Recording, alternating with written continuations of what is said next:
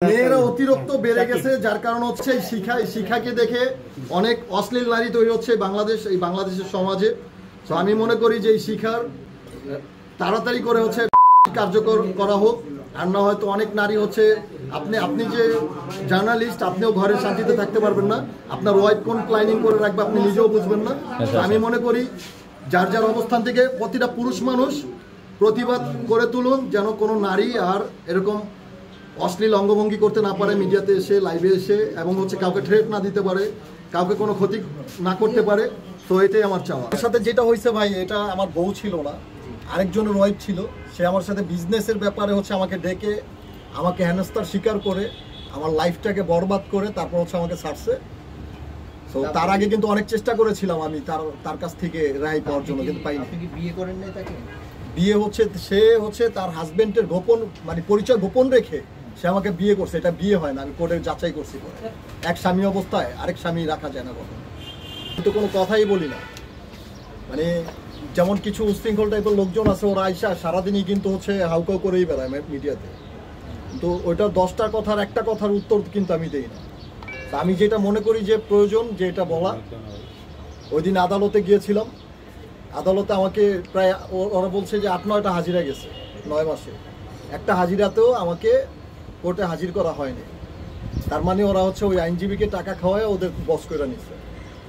তারপর আমি যখন লাস্ট হাজিরাতে যাওয়ার পরে আমার আইনজীবী আসে 11টা বাজে আসে। আমি এতক্ষণ ওয়েট করি, যাদের আসার কথা 8টা বাজে, সকাল 8টার দিকে আসার কথা, সে 11টা বাজে আসে, তার লোক দেখে।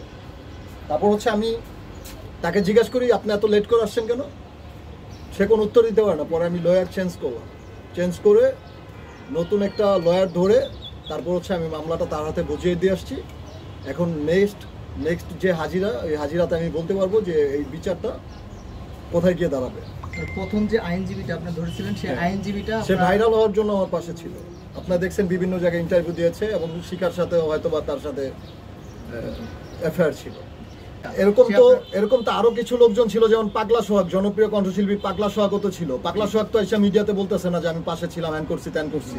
পাগলা সোহাগ তো ওর থেকে বেশি ছিল। ও তো ছিল জাস্ট হচ্ছে জার্নালিস্ট, যখন হচ্ছে ইন্টারভিউ নিচ্ছিল তখন জুনিয়র মিশা আইসা ইন্টারভিউতে জুনিয়র সাকিব হ্যান, জুনিয়র সাকিব ত্যান। উনি তো ওনার নিজের ইচ্ছা থেকে আসছে, আবার নিজের ইচ্ছা থেকে চলে গেছে। ওনার সাথে আমার কিছুই হয়নি। উনি আমার নামে বদনাম করার মানেটা আমি আজও অব্দি জানি না। উনি নিজেই ভালো করে জানে যে উনি কেন বদনাম করতেছে, আর বিভিন্ন লোক ভাড়া করে আমার নামে বদনাম করে দিয়েছে।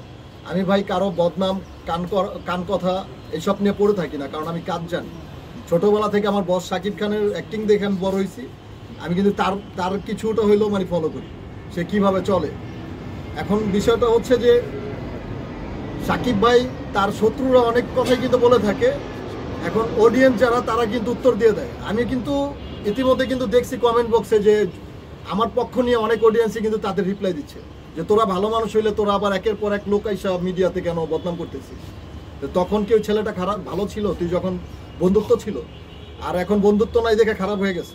এটা তো যে কারো কথাই। আমি যদি এতই খারাপ হয়ে থাকি, তাহলে আমার সাথে আরেকজন চলতেছে, সে কি দুধে দেওয়া তুলসী পাতা? এই দুনিয়ায় কে কতটা ভালো আমাকে দেখান। আমরা আপনাকে খারাপ বলছি না, আমরা মেনে নিচ্ছি যে আপনি ভালো মানুষ। উনি আমার কোনো সাপোর্টই ছিল না, আমার কথা বুঝে নাই। আপনি ভালো মানুষ, আমরা মেনে নিচ্ছি। তাহলে ধরেন শিকা খান বা আপনার হচ্ছে আপনার পাশে যারা ছিল, আপনার ঘনিষ্ঠ বন্ধু যারা, তারা আপনার হচ্ছে আপনার বিপক্ষে গেছে। তো তাদের নিয়ে আপনি যে কথা বলতেছেন, রিপিট যে আপনার হচ্ছে কথাগুলো বলতেছেন, তো সেখান থেকে আসলে আপনার হচ্ছে জুনিয়র মিশাকে নিয়ে আজও অবধি আমি কোনো একটা রিপিট ভিডিও দেইনি। জুনিয়র মিশা কিনে আজও অবধি কোনো একটা প্রশ্ন কিন্তু জুনিয়র মিশা কিন্তু আপনারও না, আমি আপনার প্রথমে বলছি যে আপনার বন্ধু, কাছের বন্ধু যারা। আমার বন্ধু না, সে বড় ভাই ছিল।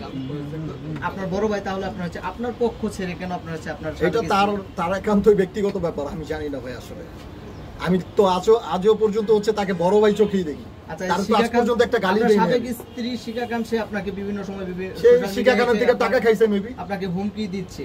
তো সেটার প্রতিক্রিয়াও কিন্তু আপনি সোশ্যাল মিডিয়াতে এসে আপনারা জানাচ্ছেন।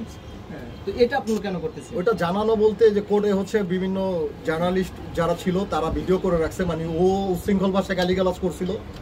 আমি তো অতটা খারাপ না, এই জন্য হচ্ছে আমি গালিগালাজ করিনি কাউকে। আচ্ছা, আপনার পরিকল্পনা, আপনি কোন মিডিয়াতে কোন একটা ভিডিওতে দেখাইতে পারবেন যে সাকিব তুমি এইখানে গালিগালাজ করছো? আপনার পরিকল্পনাটা কি? আমার পরিকল্পনা, আমি কাজ করে সামনে আগাবো, যেহেতু আল্লাহ আমাকে বাঁচায় রাখছে।